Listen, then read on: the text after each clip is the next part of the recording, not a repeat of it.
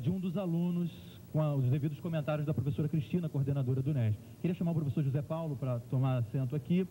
Fica o convite para aqueles que estiverem interessados na temática. Olha, costuma terminar por volta das 13 horas. 13 horas, ok? Essa atividade está pensada nos seguintes termos. O professor José Paulo vai ter 1 hora aproximadamente. É óbvio que nós não vamos ser rígidos com o tempo, para fazer a sua exposição, e depois nós vamos abrir para intervenções. No momento posterior à fala do professor, nós decidimos como é que vai ser o formato exato dessas intervenções, tá ok? Mais uma vez, então, obrigado a todos, boa noite e boa palestra. Professor José Paulo.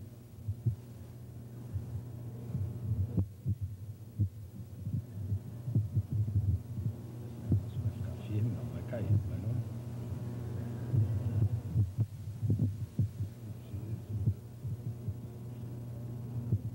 Boa noite. Eu queria começar agradecendo o convite do NEST, através da professora Cristina, para estar aqui com vocês, trocando algumas ideias acerca dessa quentíssima polêmica que anima especialmente os meios acadêmicos, mais do que uma polêmica entre modernos e pós-modernos, eu diria uma quase contraposição entre o campo da modernidade e essa coisa meio difusa e muito diferenciada que é o campo da pós-modernidade. Queria agradecer o convite, dizer que eu preparei, alinhavei apenas algumas ideias que eu já venho discutindo e trocando, intercambiando com alguns companheiros meus lá da UFRJ e de um núcleo de pesquisa que eu tenho na PUC em São Paulo, e que eu vou apresentar para vocês, sobretudo, como hipóteses de trabalho, em torno das quais nós poderíamos ficar discutindo aqui um largo tempo.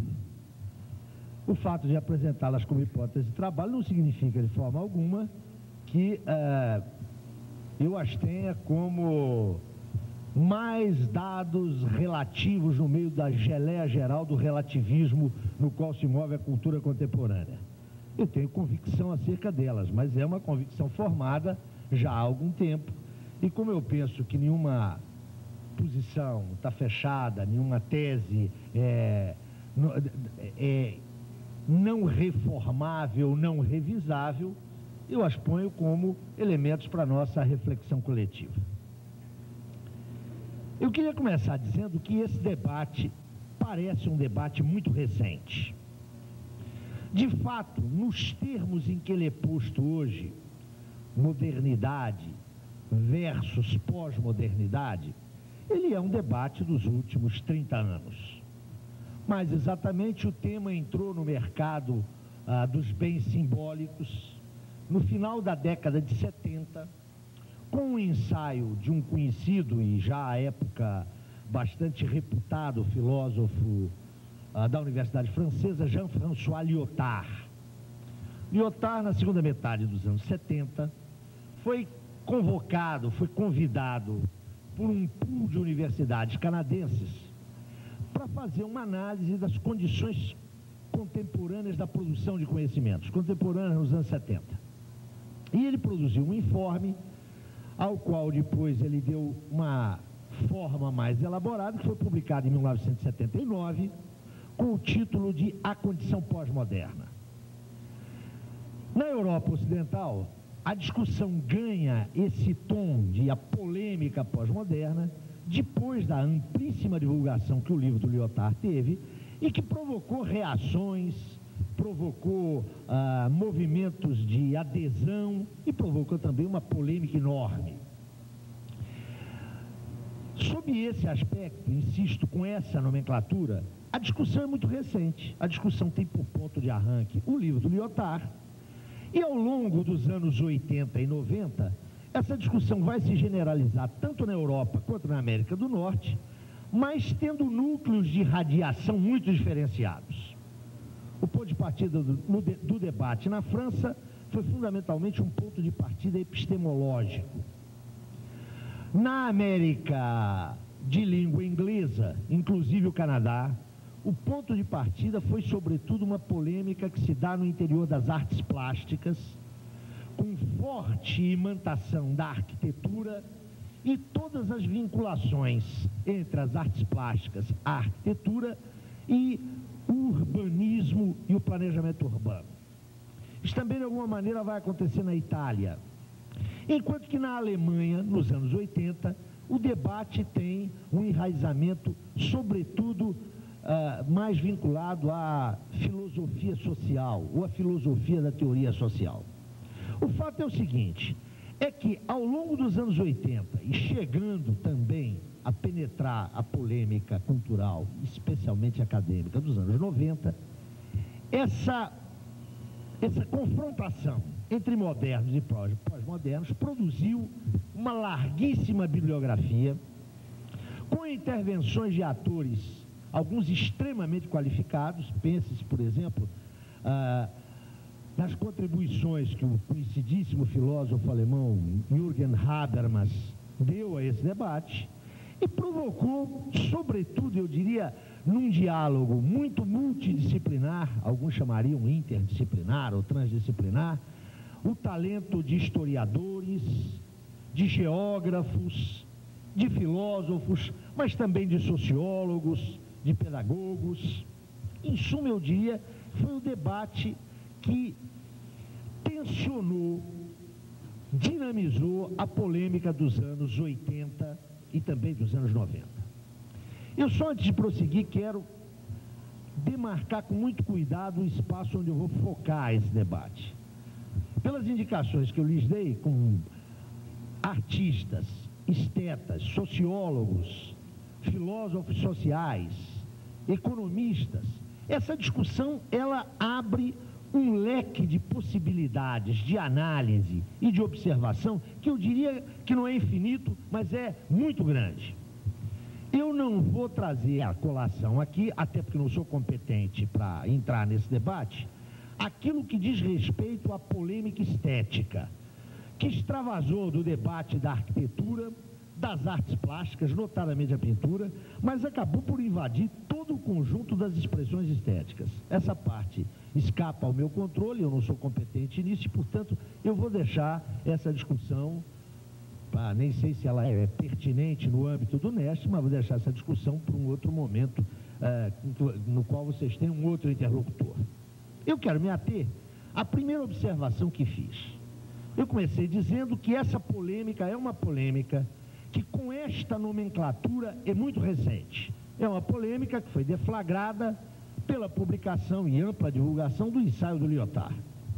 Entretanto, se nós formos examinar com cuidado todo um conjunto de problemas que a polêmica recupera, que a polêmica renova, na verdade, nós vamos nos defrontar com uma discussão que vem do final dos anos 20 e vai atravessar a década de 30. De fato, que temas, que nós problemáticos são recuperados no pós-79, depois de Lyotard? O primeiro tema, talvez o principal, é a centralidade do sujeito, e agora mesmo nós vamos precisar melhor isso, né? A centralidade do sujeito, individual ou coletivo, nos processos de transformação social.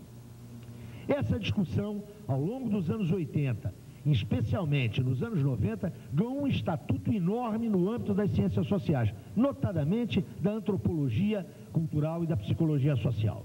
Eu quero lembrar que em 1937, essa questão já comparece num texto famosíssimo de Max Horkheimer, Teoria Tradicional e Teoria Crítica, que é uma conferência precisamente de 1937, onde Horkheimer, fazendo a contraposição entre o que ele chamava de teoria tradicional, que na verdade era a ideia, a força do positivismo, não como escola sociológica, mas como um certo estilo de pensar, ele contrapunha a esse estilo de pensar aquilo que outros autores chamariam de concepção dialética, de teoria crítica, na própria visão dos formuladores de Frankfurt.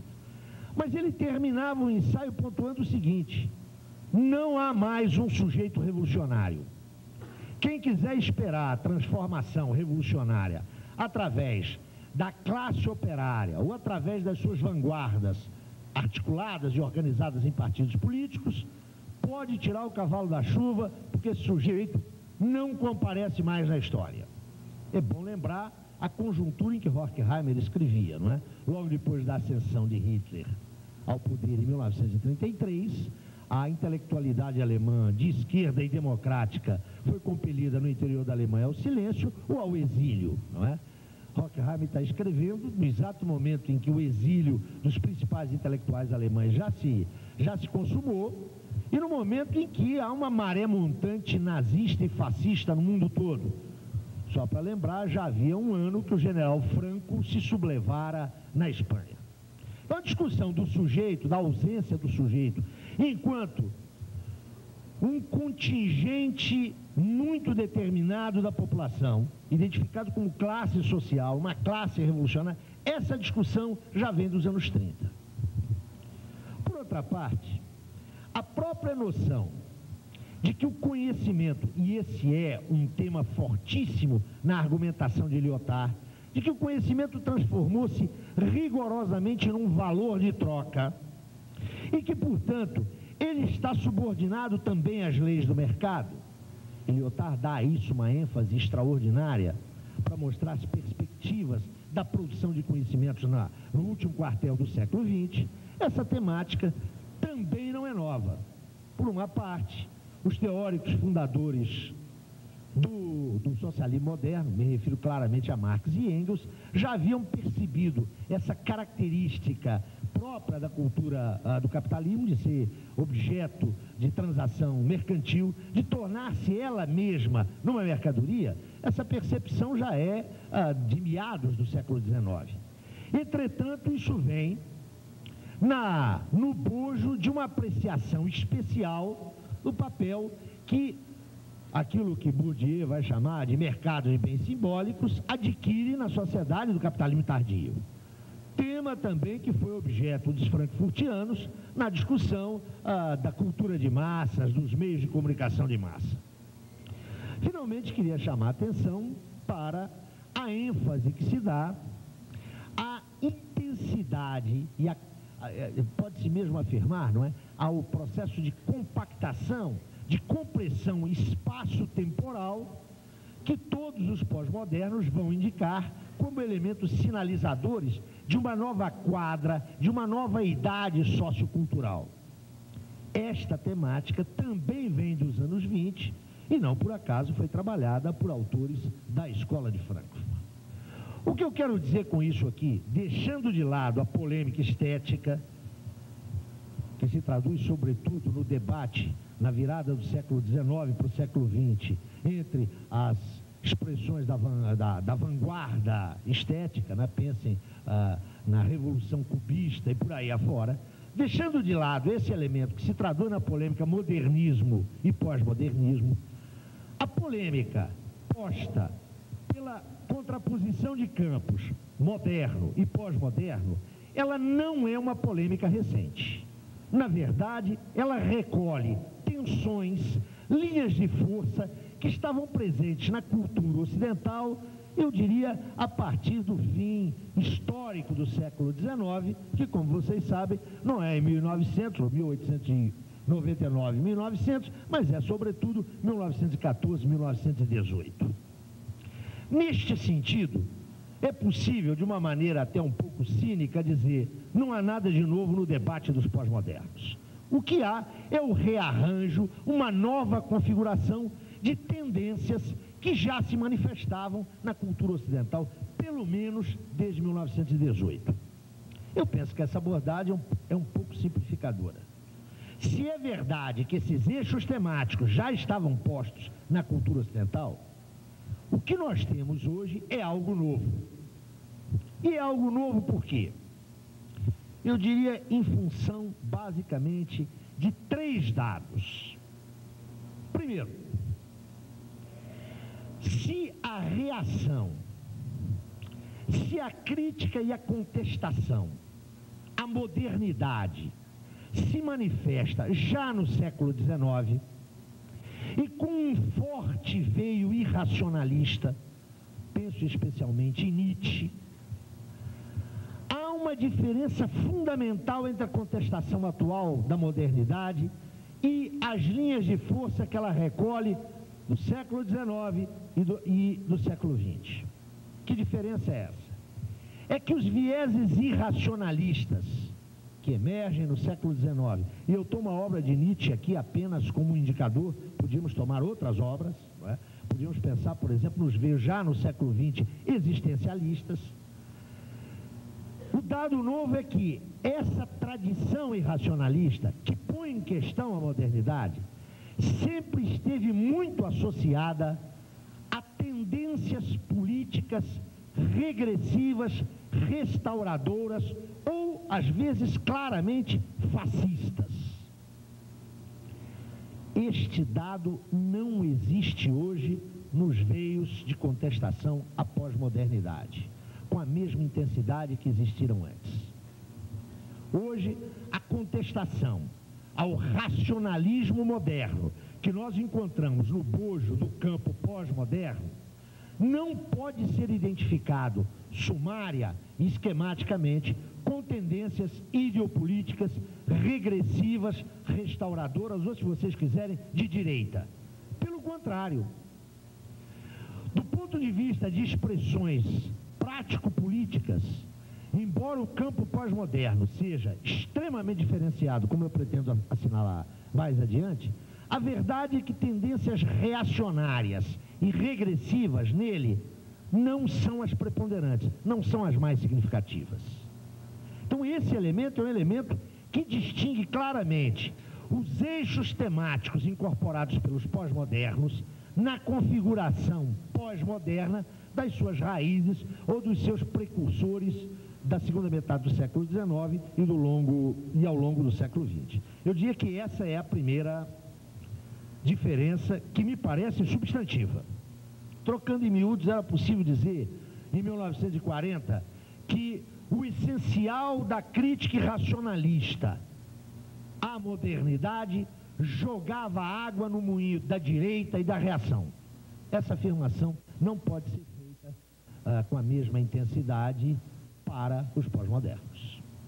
Não é por acaso, aliás, que tanto um crítico, é verdade que um crítico que tem um pé na própria pós-modernidade, não pelas suas ideias, mas pelas implicações delas, né? Estou pensando em Habermas tem, num primeiro momento, caracterizado um segmento pós-moderno como expressão de um pensamento neoconservador.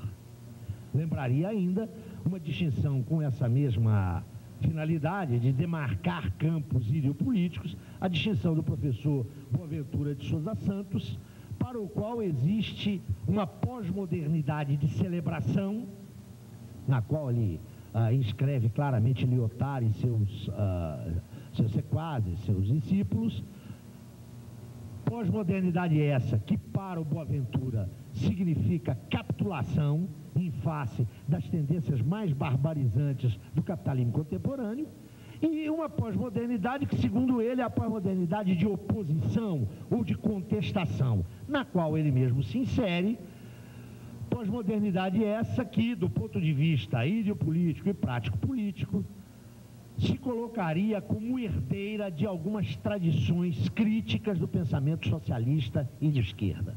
Só essa distinção, já feita por um pós-moderno assumido, que é o caso do professor Boaventura, e um observador extremamente influente, como é o caso de Habermas, indica que devemos ter uma certa cautela para não estandartizar, para não homogeneizar, do ponto de vista prático-político, um campo tão matizado e tão diferenciado quanto o da pós-modernidade.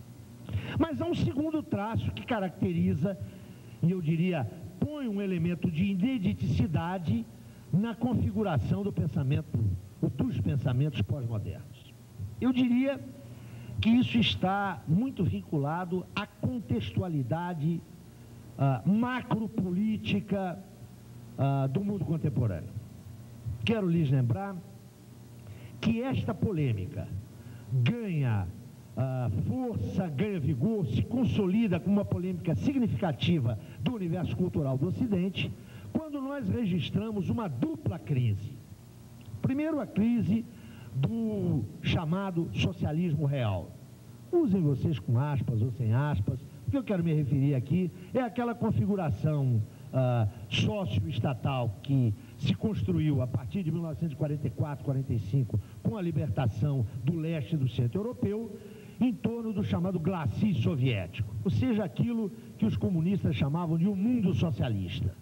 Não é por acaso que a década de 70 começa a evidenciar com mais força que em momentos anteriores as fissuras no chamado mundo socialista, e uma década depois é emblemático o destino dessa grande aventura histórica com o colapso dos regimes do leste europeu, não é? O emblema aí é claramente a queda do Muro de Berlim. Mas isso não se dá só no leste. Desde finais da década de 70, configurava-se uma exaustão clara naqueles partidos políticos que no Ocidente se propunham, se colocavam como tarefa abrir o caminho à transição socialista. Penso nos grandes partidos comunistas da Itália, da França, mas também do Japão. Quero lhes lembrar que o que equivocadamente se nomeia como eurocomunismo, na verdade foi matrizado pela original experiência do Partido Comunista Japonês. Esse grupo de partidos, que estava também ligado a máquinas sindicais extremamente importantes, a partir de meados dos anos 70, começa a experimentar um processo de erosão e chega ao final dos anos 80 e entra nos anos 90, perdendo fortemente a sua imantação, não apenas eleitoral, mas também cultural e ideológica num sentido muito amplo. Basta pensar no que se passou na Itália, não é? Na década de 70 se tinha um partido comunista poderosíssimo em termos de aparato cultural, de aparelho de produção cultural, de enraizamento no movimento sindical e de fortíssima expressão eleitoral. E hoje isso parece uma história que tem mais de um século. Ninguém se lembra disso, olhando inclusive o que aconteceu com o que saiu desse partido. Na França, quero lembrar para vocês, agora, cerca de um mês atrás, o Partido Comunista francês teve, em termos de expressão eleitoral, 3,3% dos votos. Um partido que, nos anos 70, tinha uma expressão extremamente significativa. Isso significa que um dos interlocutores do mundo da cultura, que é o campo socialista, seja nas suas expressões fáticas, seja nos seus projetos partidários, é praticamente varrido do mapa. Não existe mais. O terceiro traço que me parece marcar absoluta... só um detalhe. E é importante observar que isso implicou uma perda de imantação, não apenas do projeto socialista entre os intelectuais, mas implicou mais. Implicou uma profunda perda de prestígio. Eu quero dizer que é prestígio, não é validade, hein?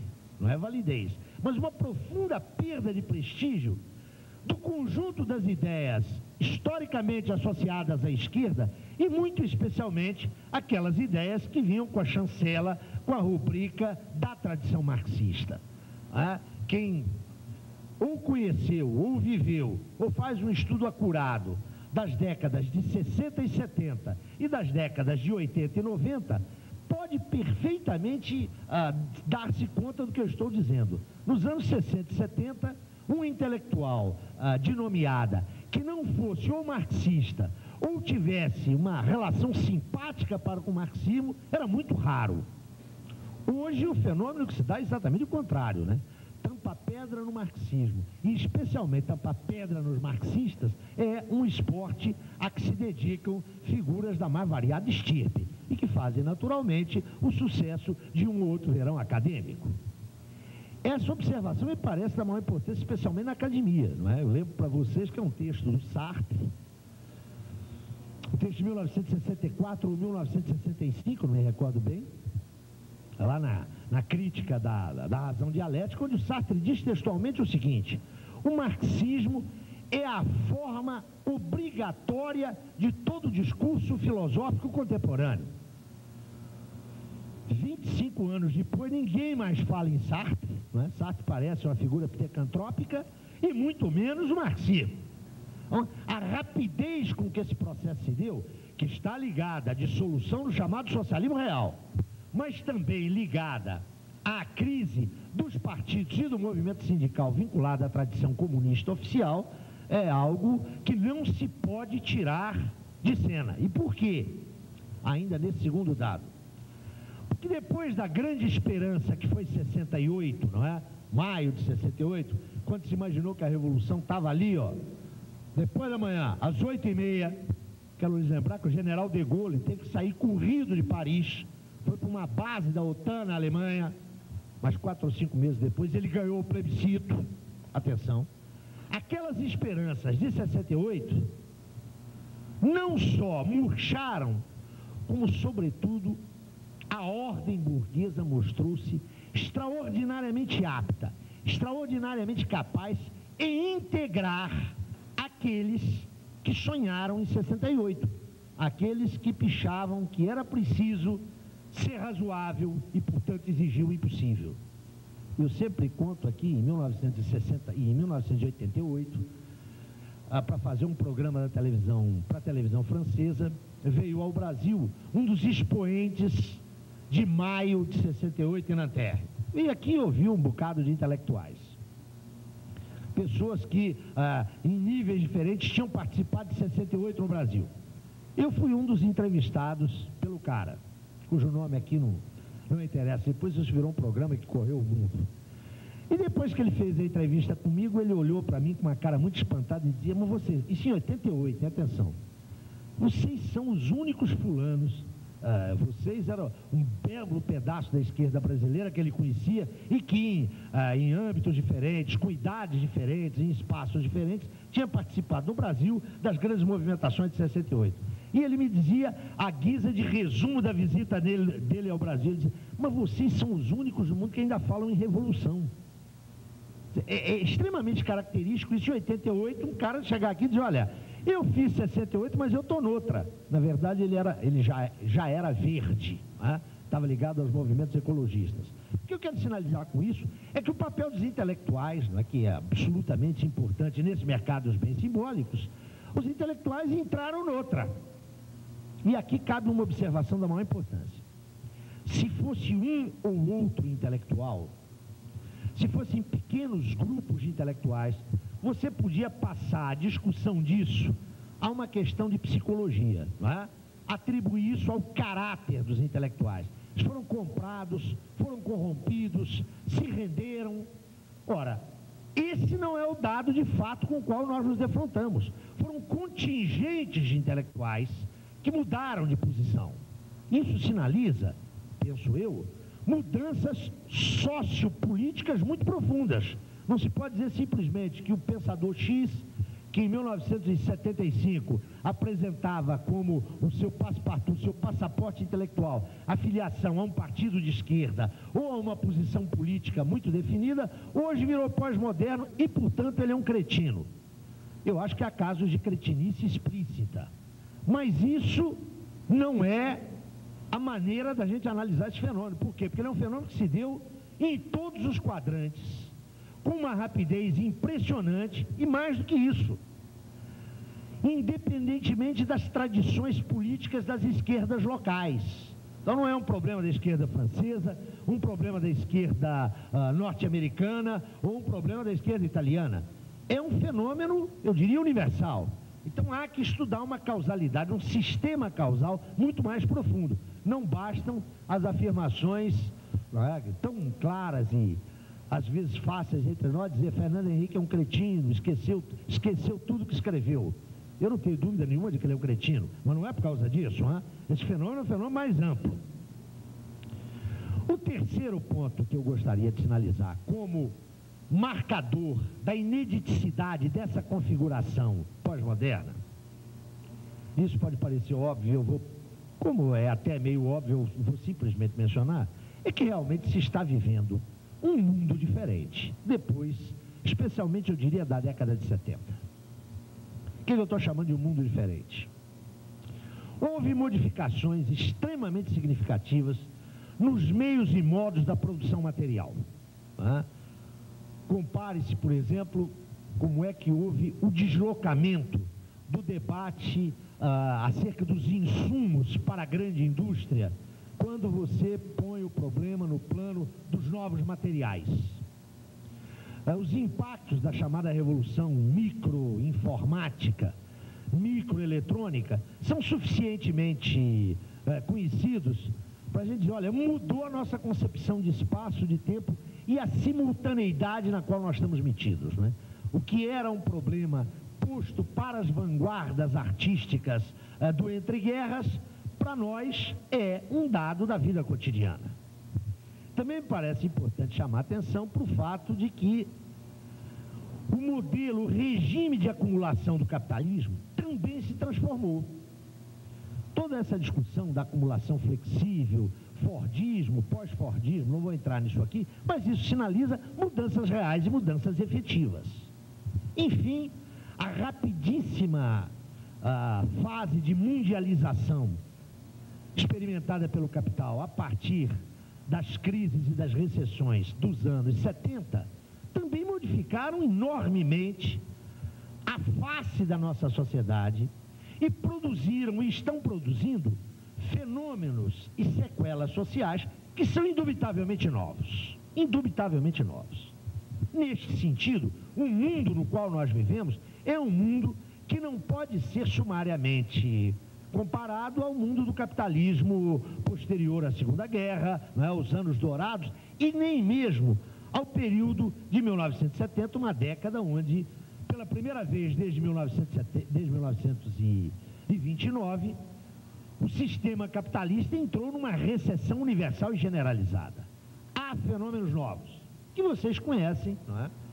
Com a discussão dos meios de comunicação, com a discussão das infovias, e eu diria, seguramente o pessoal do NEST tem trabalhado largamente sobre isso, com a famosa tese, que eu creio que é tão famosa quanto profundamente equivocada, do fim da sociedade do trabalho, do fim do trabalho e coisas que tais.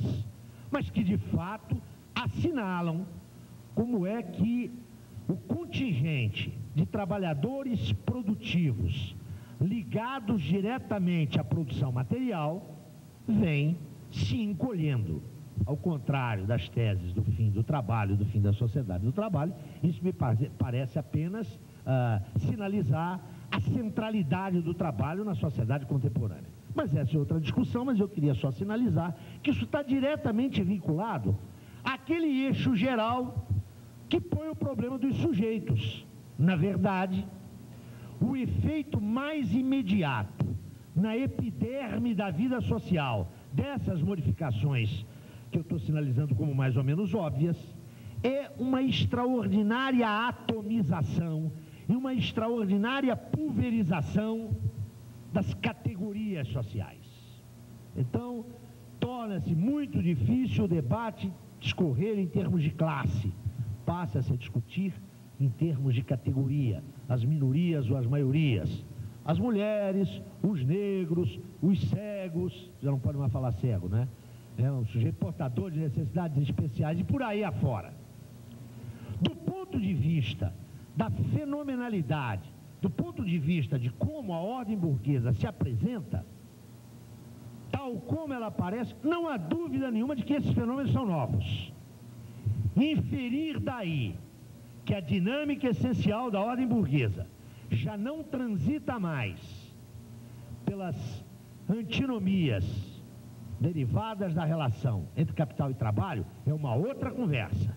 Entretanto, não há como negar que supõe um horizonte de percepção para os intelectuais, e agora mesmo vocês vão ver por que eu estou me referindo aos intelectuais, porque eu diria que essa é uma discussão especificamente intelectual, não é? Ela só agrada basicamente a intelectual. A percepção dos intelectuais está evidentemente muito comprometida. Quero lembrar, como último traço, o crescente aprofundamento, se vocês quiserem, o crescente agravamento, até pela expansão do sistema universitário, da divisão social e técnica e, portanto, intelectual do trabalho. Os intelectuais estão ocupando nichos cada vez mais estreitos nas universidades, isso é um fenômeno mundial, até pelo padrão de institucionalização das universidades, estão cada vez mais perdendo contato com as realidades mais elementares da vida social. Para ser curto e grosso, nós comemos pão todos os dias e não sabemos sequer como é que o pão é distribuído, né? Os intelectuais passam a ter a sua percepção da vida social mediatizada por free shop do aeroporto. Então torna-se muito difícil para esses intelectuais, os intelectuais que nós somos, não é? Num quadro de pulverização e atomização aparentes das relações sociais, encontrar qualquer nexo de articulação totalizante. E aqui falo a palavra maldita, totalizante. Uma das características do debate contemporâneo é sinalizar que a categoria da totalidade, enquanto categoria ontológica, real, e enquanto categoria heurística de análise, essa enorme conquista do pensamento moderno, passa a ser o debate contemporâneo desqualificada, passa a ser associada com as formas políticas chamadas totalitárias, não é? Os referenciais analíticos que trabalham tendo como pedra de toque essa categoria são sumariamente desqualificados como necessariamente vinculados a propostas políticas totalitárias. Essa é uma discussão que também não é nova, não é? Nós sabemos que o conceito de totalitarismo, que é essa pérola do cretinismo sociológico, ou essa pérola do cretinismo da teoria política, é uma criação dos anos 30 para botar no mesmo saco o regime de Stalin e o regime de Hitler. E nós sabemos como é que isso tem vida longa, como é que certas mistificações têm longa vida. Lembro para vocês que o filho dessa categoria é a categoria de autoritarismo, que serve para explicar Vargas, Perón, né, Fujimori, serve para explicar a Espanha de Franco, a Argentina do Videla. Isso não tem nenhuma consistência, nenhuma densidade teóricas. Mas voltando, esses três elementos fazem com que a configuração pós-moderna não possa ser reduzida às expressões do século XX ou mesmo do século XIX, que podem ser postas como suas precursoras. Trata-se de uma configuração nova. E como é que a gente pode considerar essa configuração nova? Eu aqui vou fazer dois movimentos com vocês, porque ainda tem meia hora, é isso? Então você me controla aí, para a gente depois poder conversar. O primeiro movimento é o seguinte: contra o que, ou mais exatamente, o que os pós-modernos põem em questão? Falar em pós-modernidade supõe uma modernidade que lhe é anterior. Eu penso que um dos problemas mais sérios nesse debate é que dificilmente se definem, se precisam, se circunscrevem os termos com os quais os interlocutores estão trabalhando. Eu vou tentar pensar de maneira, evidentemente, uma conversa dessa de uma hora, é claro que a gente é obrigado a promover uma série de esquematismos e de simplificações que eu suponho que vocês relevem, e depois a gente pode voltar a isso na conversa que teremos em seguida. Explorando já uma vastíssima bibliografia que tem como representante no Brasil um pensador que me é muito caro, embora tenha divergências substantivas com ele, que é Sérgio Paulo Rouanet, eu pensaria em circunscrever a modernidade como um programa sociocultural. A modernidade é um grande programa sociocultural que é filho dileto, e eu diria direto, da Ilustração. Aquele grande movimento que se inicia com a fratura do Renascimento, não é? Que gira o pensamento ocidental de uma cultura teocêntrica para uma cultura antropocêntrica, vai ganhar densidade a partir do século XVI e vai se configurar claramente na Aufklärung alemã do século XVIII e no século das luzes francês, que é o século XVIII.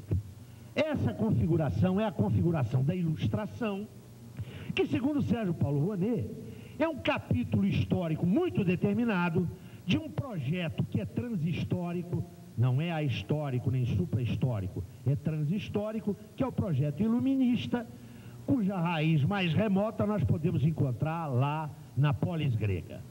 Então a Ilustração tem como seu projeto sociocultural a modernidade. E esse projeto era um projeto bifronte. Era um projeto unitário, mas não identitário. Era um projeto que supunha duas linhas de força. Uma primeira linha, que era a defesa intransigente de um conhecimento do mundo, leia-se aí mundo natural e mundo social, tal como esse mundo é. Entendido esse conhecimento como um conhecimento racional científico. Supunham os ilustrados que era necessário conhecer o mundo na sua legalidade, na sua estrutura e na sua dinâmica. Quanto à natureza dessa legalidade, dessa estrutura e dessa dinâmica, os ilustrados divergiam. Entretanto, era o seu denominador comum a defesa desse conhecimento da legalidade do mundo, independentemente das projeções, das vontades e dos arbítrios dos sujeitos. Tratava-se para eles de conhecer racional cientificamente o mundo para melhor sujeitá-lo, para melhor controlá-lo, para melhor explorá-lo do ponto de vista da obtenção de recursos e bens materiais.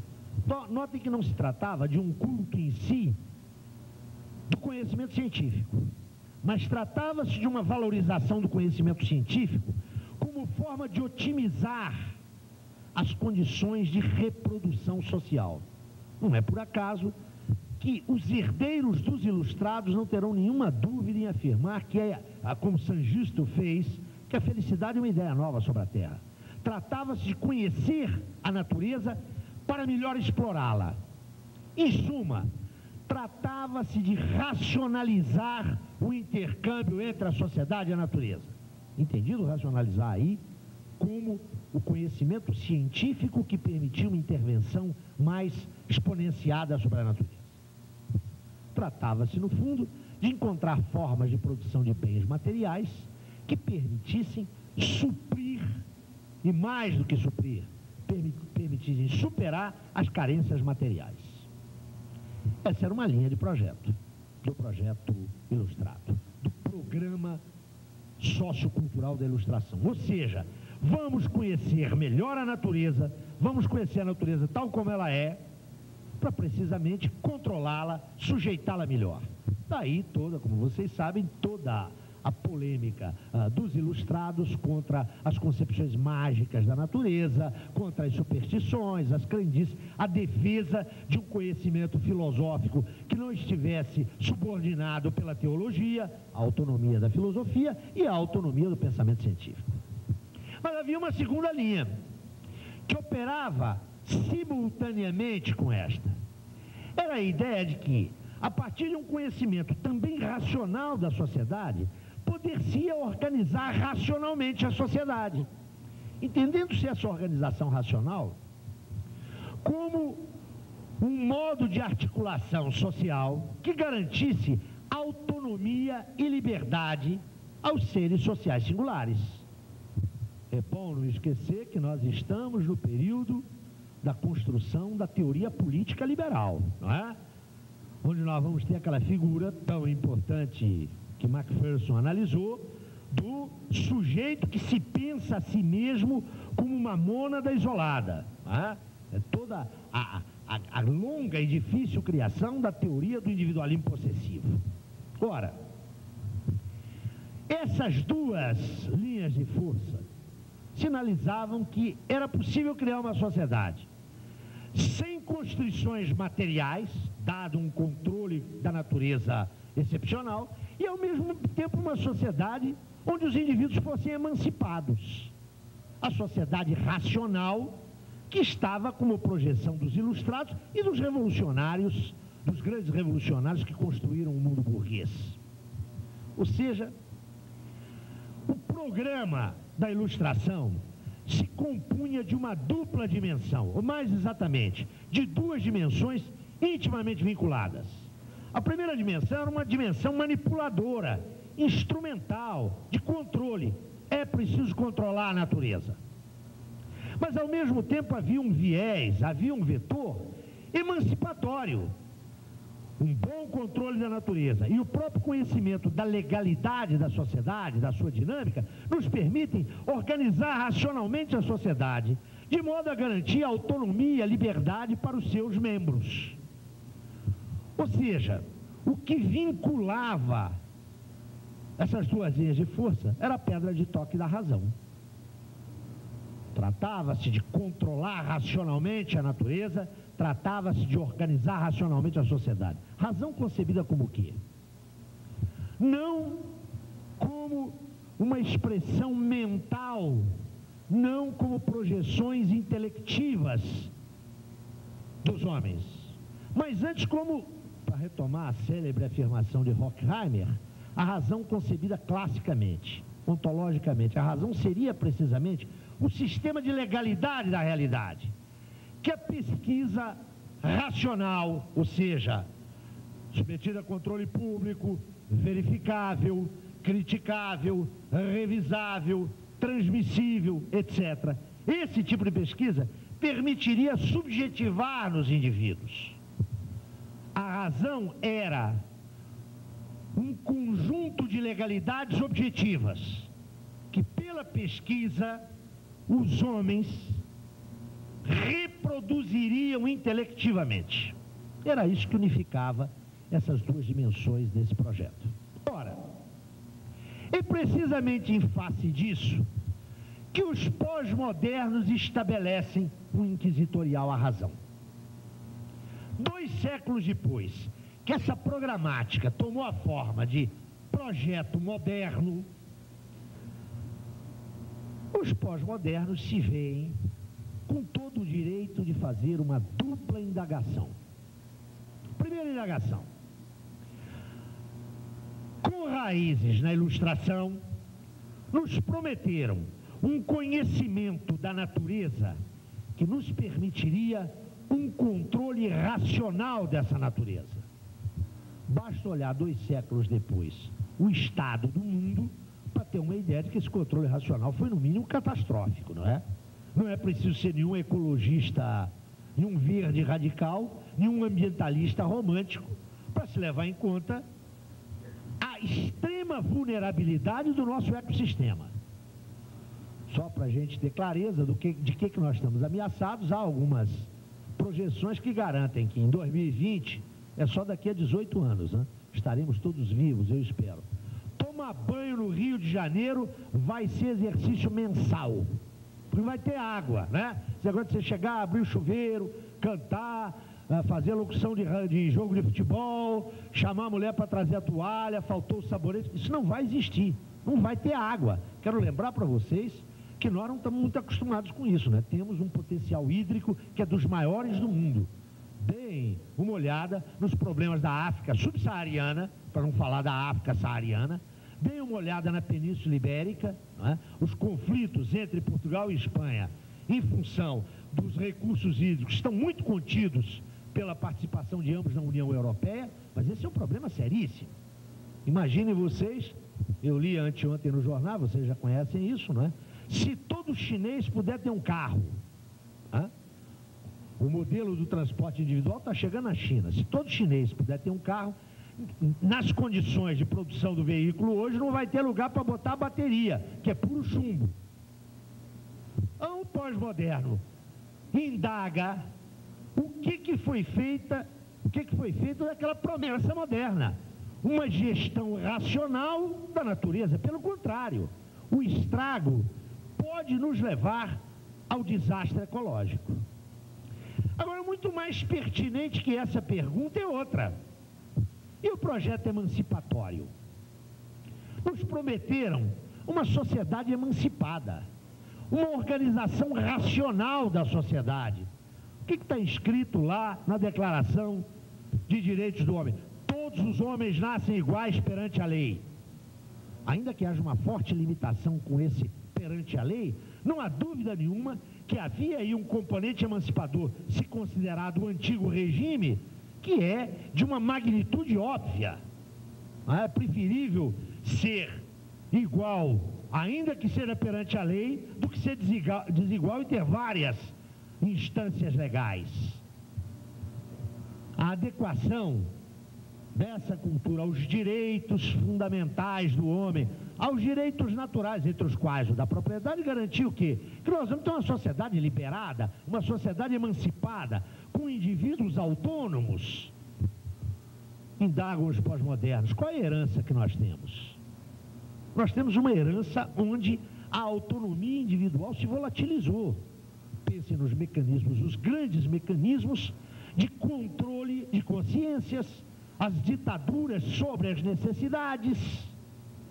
Em face disso, nos dizem os pós-modernos, das duas uma, ou essas promessas, ou esse programa era falacioso na sua origem, ou seja, ou ele era mistificador na sua própria gênese, ele anunciava algo que seria impossível de realizar-se,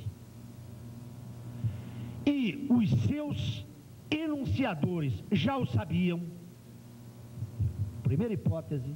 Ou segunda hipótese, esse programa colapsou, ele já não tem mais vigência. Em face dos seus questionamentos, inferem e deduzem os pós-modernos.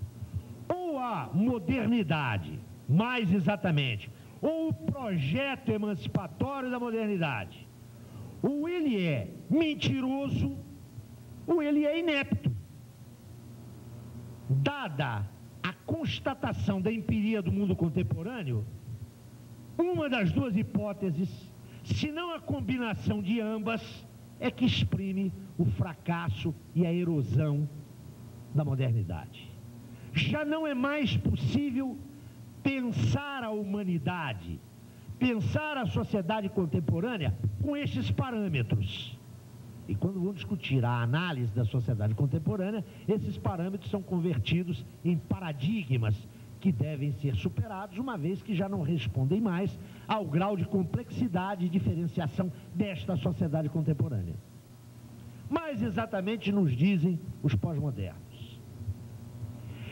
Até mesmo as alternativas à modernidade que ela gerou, leia-se aí explicitamente o projeto socialista, até mesmo essa alternativa está comprometida pela razão que funda, seja esses projetos alternativos, seja a própria modernidade.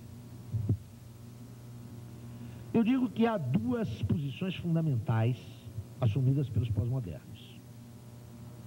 Veremos que não é bem assim, há outras. Eu estou só mapeando para a nossa conversa e essa intervenção minha é necessariamente esquemática e sumária, não é? Aqueles pós-modernos para os quais o programa moderno era falacioso, ou seja, estava comprometido desde a sua gênese, para estes, a história chegou ao fim, o limite da sociabilidade posto pela ordem burguesa é um limite que se tornou a condição naturalizada da organização das nossas sociedades. Ou seja, suprimamos toda a ideia de uma sociedade radicalmente diversa dessas. Aquilo que alguns chamam de utopia não foi cancelado pela história, revelou-se sumariamente mentiroso. Trata-se de dizer o seguinte: meus jovens, resignem-se, tratem de se adaptar ao que aí está, não há alternativa para isso. Trata-se de uma posição de profundo imobilismo sociopolítico, não é? Isso a que chegamos foi o resultado do projeto moderno racional. Esse resultado já estava inscrito na sua gênese, não há o que fazer. Salve-se quem puder, porque sobretudo lá de cima também já foi. Então não há alternativa.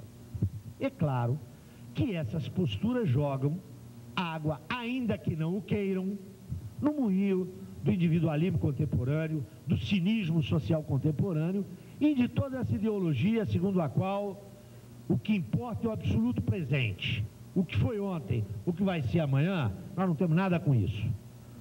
Filtra-se aí um hedonismo extremamente mesquinho, extremamente rastaquera, que justifica, inclusive, certas vinculações do pensamento pós-moderno, ou dessas vertentes do pensamento pós-moderno, a aceitação de políticas de traço darwinista social, que são claramente as políticas neoliberais, não é?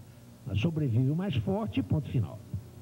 Mas há a segunda postura que eu mencionava antes, daqueles pós-modernos que consideram que a modernidade não estava comprometida por qualquer espécie de caráter falacioso. Antes, a modernidade teve um âmbito de validez. As suas propostas permanecem vigentes. O seu programa, um programa de emancipação e um programa de controle racional da natureza, esse programa não está colapsado. O que está colapsado são os meios modernos para promover a viabilização e a implementação desse programa. Não se trata, notem, de abandonar as promessas da modernidade. Trata-se de encontrar meios e modos que não os modernos para realizar essas promessas. Eu diria que esse corte que marca aquilo que o professor Boaventura de Souza Santos chama de divisória entre uma pós-modernidade de celebração, que são aqueles que acham que o que está aí está muito bom, e os pós-modernos que não estão imóveis, que participam de outros projetos societários, que estão brigando por uma vida menos bárbara. Entretanto, nos dois casos, o que é que desaparece? Ou mais exatamente, nos dois casos, quem é a moça, alguns dirão quem é a velha matrona, que é responsável por essa catástrofe toda. Nos dois casos, essa moça ou essa velha matrona chama-se a razão moderna. Tudo se passa como se naquele projeto, naquele programa sociocultural da ilustração, que é o que nós chamamos de modernidade, houvesse uma ineliminável tendência da razão instrumental e manipulatória para colonizar, para subordinar, para promover a atrofia dos componentes emancipadores. Ou seja, realiza-se e opera-se uma entificação, uma substancialização da razão. A razão moderna passa a responder por todos os impasses, por todos os dramas, por todas as tragédias do mundo moderno. Ou seja, qualquer que seja a posição crítica dos pós-modernos, o que eles ferem, aquilo que eles atingem, como sendo o elemento central que deflagrou, que despoletou a crise da modernidade, esse elemento é a razão moderna. É aqui que eu gostaria de sugerir uma chave de interpretação, que é a seguinte: o que desaparece com essa substantivação da razão? O que desaparece com essa identificação da razão promovida pelos pós-modernos? O que desaparece é a tessitura econômico-política e sociocultural, onde não apenas se inscreveu, mas da qual se alimentou o projeto ilustrado, mais exatamente o programa sociocultural da ilustração, para dar o nome à modernidade. Que tessitura foi essa? Foi a tessitura da constituição do mundo burguês. O projeto ilustrado é a expressão da hegemonia cultural da burguesia no ciclo da Revolução Burguesa Clássica. E enquanto projeto hegemônico, ele tem um traço de classe, ele tem um traço burguês, mas ele não é apenas a expressão dos interesses de classe da burguesia. Se fosse assim, ele não teria se constituído como um projeto hegemônico e emancipador. Nesse projeto, a burguesia revolucionária filtrou, condensou, cristalizou, e esse cristalizou aí não é no sentido de ossificou não, hein? Extraiu a quintessência de todos os grandes valores emancipadores anteriormente produzidos pela humanidade. O que eu quero dizer é que o projeto ilustrado, constituído no ciclo ascendente revolucionário da burguesia, esse projeto, ainda que a serviço da Revolução Burguesa, na medida em que ele permitia à burguesia consolidar um arco de forças, um amplíssimo leque de aliados para se contrapor ao antigo regime, esse programa trouxe em si, incorporou as grandes projeções emancipatórias que vinham desde a polis grega. Com isso, eu quero assinalar uma tensão de origem entre o projeto burguês e o projeto ilustrado. A partir do momento em que a burguesia, vencido o antigo regime, pode explicitar os seus interesses de classe, a tensão entre esses interesses e o projeto ilustrado se manifesta abertamente. Eu diria que o marco que mostra isso é o da cultura euro-ocidental posterior a 1848. Mas a coisa fica muito mais clara quando nós percebemos que, pela própria natureza daquilo que funda a ordem burguesa, ou seja, a dominância do modo de produção capitalista, trata-se de uma ordem onde há a dinâmica social promovida pelo movimento do capital, sua potência dominante. E nós sabemos o que é capital. Capital é valor e expansão que só se mantém como tal na medida em que se expande. A lógica instrumental própria da razão moderna era extremamente funcional ao movimento do capital, na medida exata em que fossem derruídos os fundamentos emancipatórios. Logo, o que se passou foi uma colonização da razão emancipatória, não pela razão manipuladora, instrumental. Não foram colisões no âmbito da razão, foram colisões determinadas por interesses e formas de desenvolvimento sociomaterial que fizeram com que a lógica de controle da natureza se convertesse também em lógica de subordinação social. É só com essa perspectiva de análise que é possível superar essa equivocada identificação da razão. O problema não está na razão, o problema está no desenvolvimento capitalista. É perfeitamente possível, sem qualquer lucubração histórica, sem qualquer utopismo, sem qualquer visão do futuro, discernir claramente aqueles movimentos que na constituição do mundo burguês da nossa socialidade foram movimentos devidos à força da razão, enquanto conjunto de princípios, de proposições, enquanto programática racional, e aqueles que derivam das imposições próprias do movimento do capital, que a tudo subordina e só pode existir enquanto vive essa dinâmica infinita. Se isto é verdade, a ideia da pós-modernidade, do campo pós-moderno, pode ganhar uma outra cor.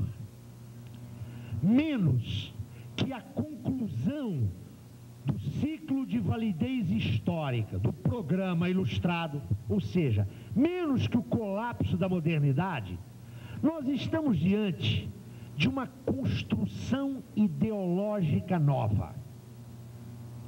Eu ressaltei, não sei se com a devida ênfase aqui, que do ponto de vista da expressão imediata dos fenômenos da vida social contemporânea, não há dúvida nenhuma que nós registramos pulverização, atomização e descentramento.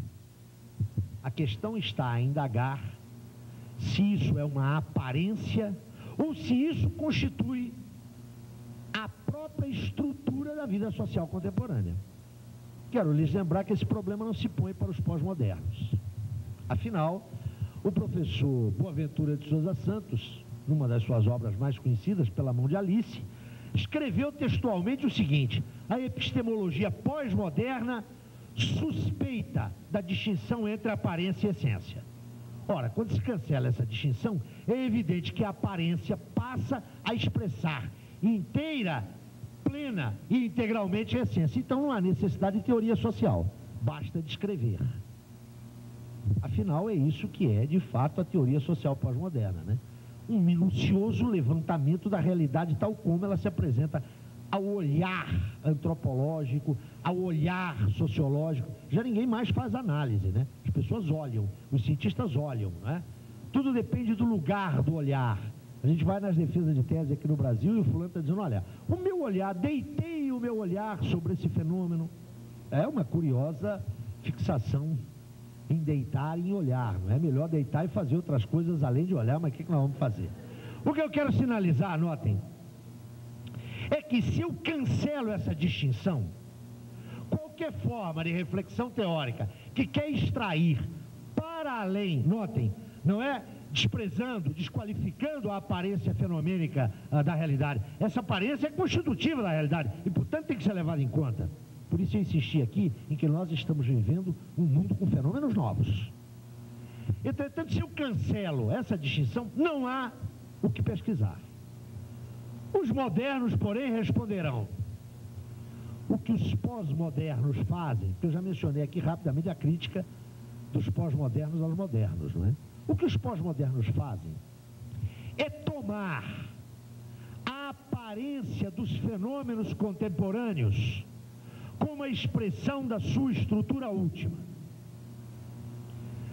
Se é este o caso, ou mais exatamente, se for este o caso, e essa é a minha posição pessoal, e devemos discuti-la, não é? Não sei se ela é... Eu estou satisfeito com ela, mas pode não satisfazer vocês. O movimento pós-moderno é a reposição intelectual, ou como gostam de dizer os pós-modernos, é a reconstrução, a reposição através de representações. Vejam que deslizamentos interessantes que vivemos, né? Não tem mais análise a olhares. Também, ninguém mais discute ideologia, não é? Nós discutimos representações sociais. Seria bom se indagar qual é a relação entre essas categorias, se é que elas têm alguma relação. Se não é o caso de uma ser utilizada precisamente para deslocar e obscurecer a outra.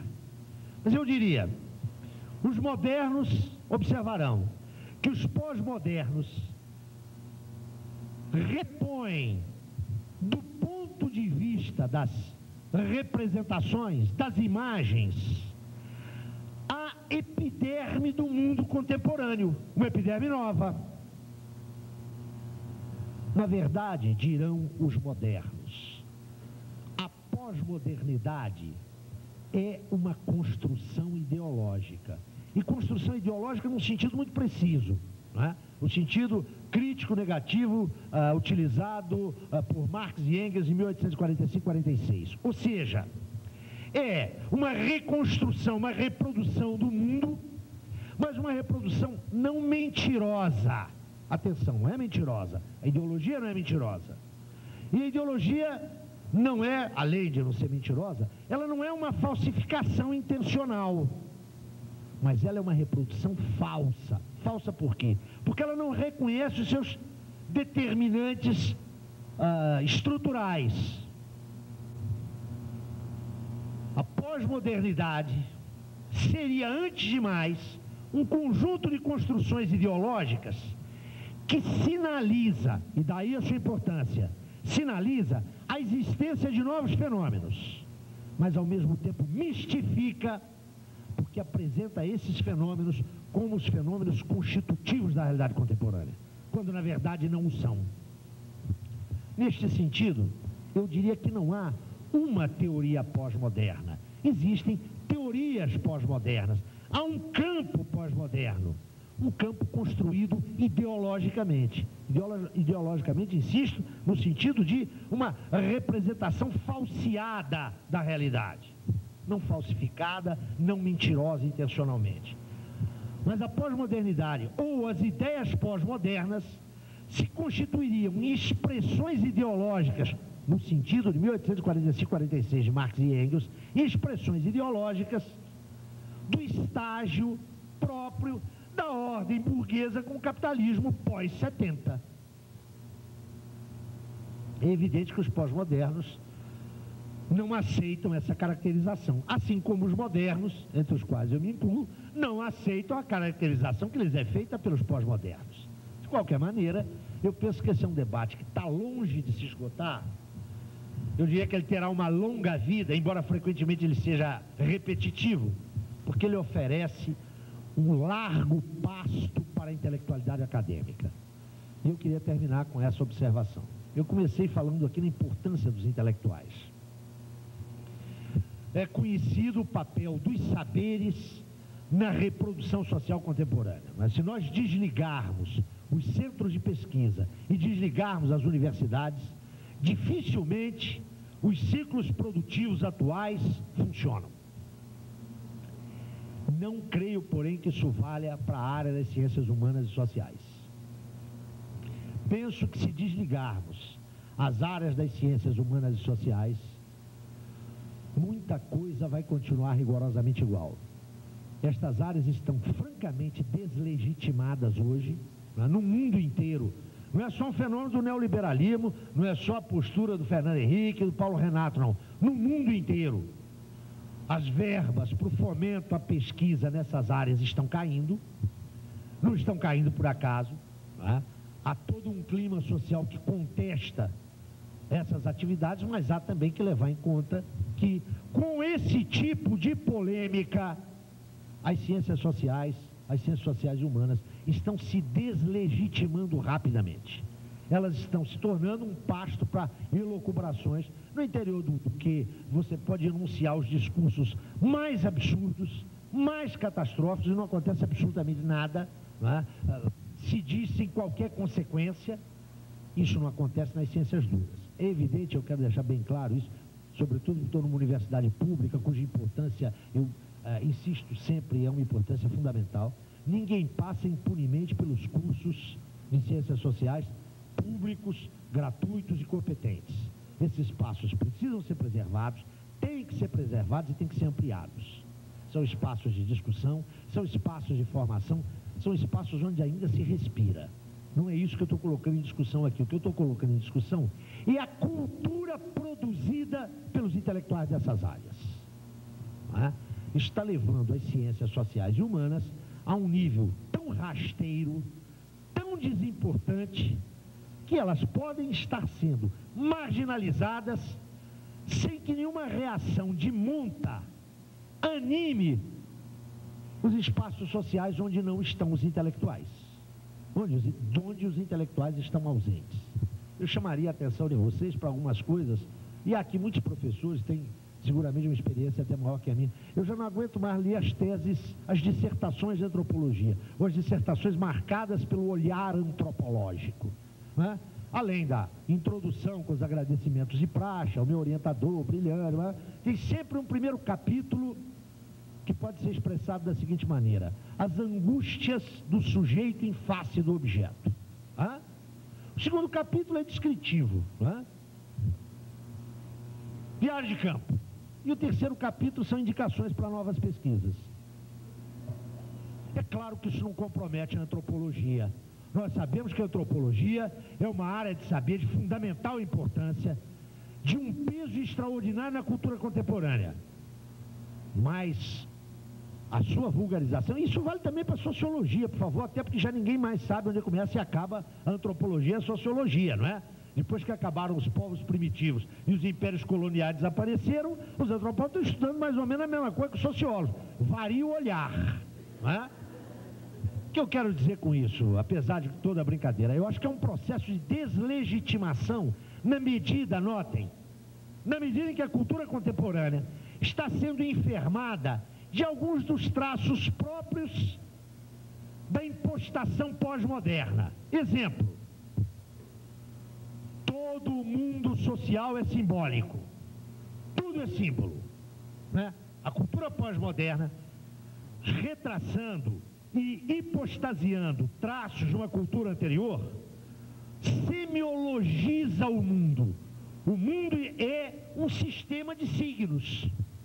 O mundo é puro simbolismo. Caramba, quando a coisa chega nesse ponto, os intelectuais podem discutir largamente. Mas o mundo que está aí não é um sistema de... O mundo que está aí não é símbolo. Está todo mundo falando na era digital e virtual, né? Para quebrar a Argentina, foi preciso tirar de lá, na calada da noite, mais de 500 caminhões da Brink cheios de dinheiro. Não foi para transferência informacional, não. Isso é só para... As pessoas, nós, marcados por tudo isso, estamos estudando muitas representações da pobreza. E ninguém está discutindo a supressão das desigualdades sociais. O que quero sinalizar é que há um caldo ideológico que promove o falseamento da realidade. Penso que é nesse caldo cultural, independentemente da importância, da finalidade, da meta dos seus autores e atores, penso que é nesse caldo, nessa tessitura que se põe o campo da pós-modernidade. Isso, meus amigos, não significa que as temáticas dos pós-modernos sejam desimportantes. Pelo contrário, enquanto os modernos que sobrevivem, que são poucos, não enfrentarem a polêmica aberta com a pós-modernidade, esse caldo cultural tenderá a expandir-se e, sobretudo, numa sociedade onde há um forte parasitismo intelectual, isso tende a ganhar uma densidade, que é uma densidade cada vez maior, mas num mundo que é um mundo de ficção. É a redoma da universidade que não se torna permeável, que não se torna sensível às grandes discussões contemporâneas. E que faz com que o intelectual, quando de repente encontre um pobre, e eu estou usando a categoria de pobre, não é outra, né? Ele tome um susto, porque isso não bate exatamente com as representações com as quais ele trabalhou longa, rigorosa e sofisticadamente na sua tese de doutorado. Muito obrigado.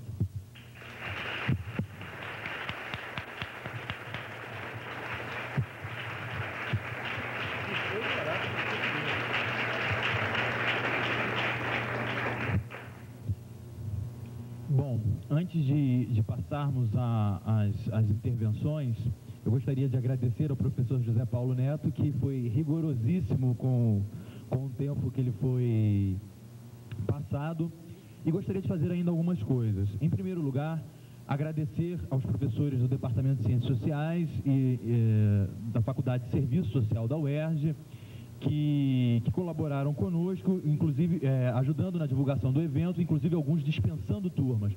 Gostaria de agradecer também ao Centro Acadêmico de Serviço Social, que nos auxiliou na divulgação, e em especial ao Centro Acadêmico de Ciências Sociais da UERJ, que tem sido um parceiro constante em nossas atividades, ajudando nas divulgações, cedendo cotas de xerox, etc. Gostaria também de fazer alguns anúncios. A Faculdade de Serviço Social e o Programa de Pós-Graduação em Serviço Social da UERJ estão promovendo algumas atividades para os próximos dias. No mês de maio, no dia 23 e 24, o ciclo de conferências Estado, Sociedade Civil e Gestão Participativa, que vai ter como preletor o professor Marco Aurélio Nogueira, da Unesp. No dia 23, de 14h30 às 18 horas, o local é o auditório B do 9º andar, eu acredito que seja o auditório B do bloco D, né? Correto, Lúcia? E no dia 24, de 14 às 16 e depois de 19 às 21, no auditório A, também do bloco D. No dia 11 de junho, das 18 às 21 horas, a conferência e lançamento do livro Para Além do Capital, com o conferencista professor Isvan Mesaros. O local, auditório 11 do primeiro andar.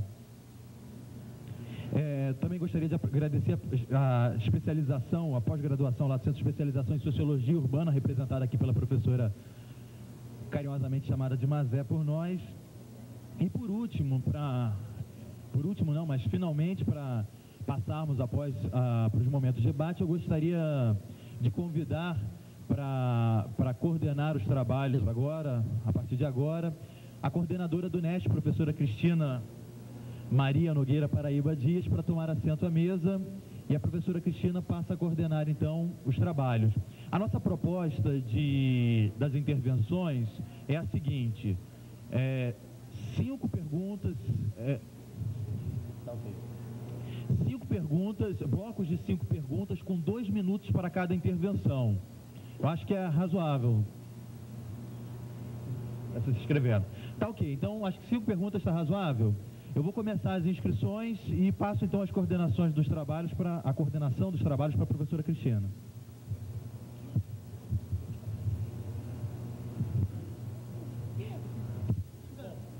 Então vou passar direto para o plenário, para as intervenções, e depois do primeiro bloco de 5 perguntas, o professor José Paulo vai estar respondendo, tá ok?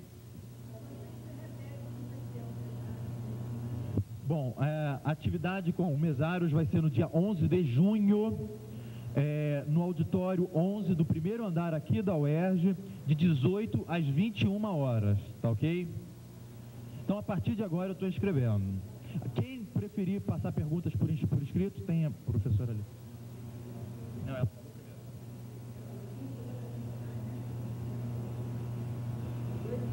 Eu gostaria que as pessoas que fossem se inscrever viessem à frente para fazer a pergunta. Eu sou Laís, estou satisfeitíssima porque eu vim por acaso na UERJ e tive a oportunidade de participar de uma conversa que me agrada muito de perto. Eu tenho estudado recentemente o tema, mas vou usar aqui, colocar algumas indagações que são mais desconfortos meus, né?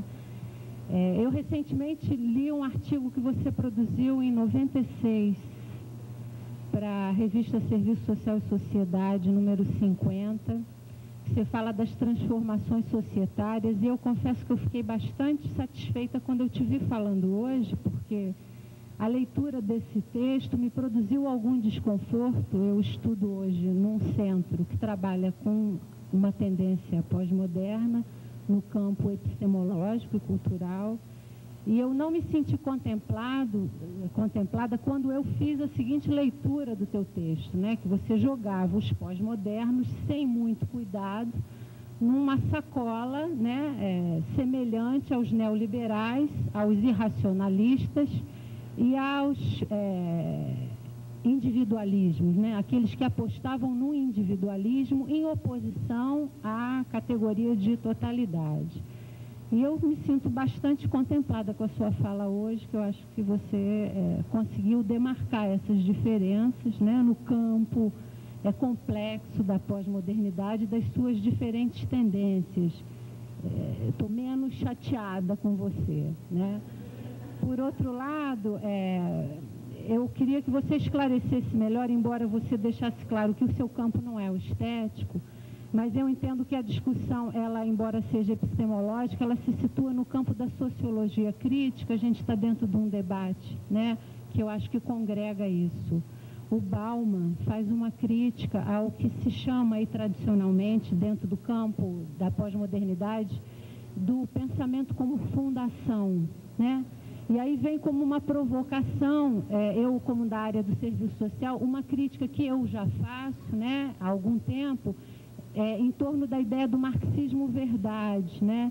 E eu lembro de um artigo seu também bem antigo, Caderno Abs 1, que você faz, segundo eu entendo, a seguinte colocação: só existe uma teoria explicadora do real, só uma teoria verdadeira, o marxismo. Nesse sentido, eu gostaria de, com essa indicação crítica do Bauman, quer dizer, da crítica da modernidade ao instaurar um pensamento verdade, né, a ideia do conhecimento como fundação, que você se colocasse em relação a essa sua posição lá nos anos 80, se você mantém, né, Eu tenho curiosidade de te ouvir sobre isso. Em relação à ideia de racionalismo e irracionalismo, eu entendo, você citou aí o Sérgio Paulo Rouanet, eu particularmente gosto da crítica dele nas razões do iluminismo, no tocante a uma negociação entre essas duas tendências, muito, no meu ponto de vista, muito exageradas, que seria a razão crítica, a razão prudente, né? E que ele faz, inclusive, essa crítica ao iluminismo, né? Que entra num campo do racionalismo e abre mão da razão prudente, da razão crítica. Gostaria de ouvir um pouco, porque parece que isso não fica claro. Ou é isso ou é aquilo, ou presta ou não presta. Como se não houvesse uma possibilidade de negociação nesse meio, que ele chama aí de razão prudente. Por último, você faz uma provocação, duas, aliás, né? A ideia de essência e aparência, e eu gostaria, inclusive você fala num artigo seu, Ditadura e Serviço Social, faz uma crítica à fenomenologia como sendo uma renovação do conservadorismo. E faz essa crítica agora dessa busca da essência na tendência pós-moderna. Eu, particularmente, não trabalho com esse vetor.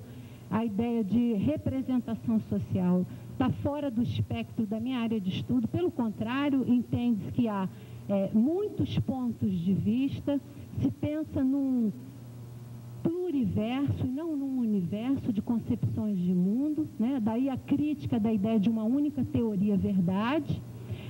E nesse sentido, quer dizer, a discussão da essência me faz lembrar também a ideia do concreto pensado. Eu gostaria de saber no que o marxismo se difere dessa crítica, né, da renovação conservadora que você faz à fenomenologia e que você também já fez, por exemplo, não sei se você fez, mas alguns fazem a Freud, por exemplo, a busca da essência do inconsciente.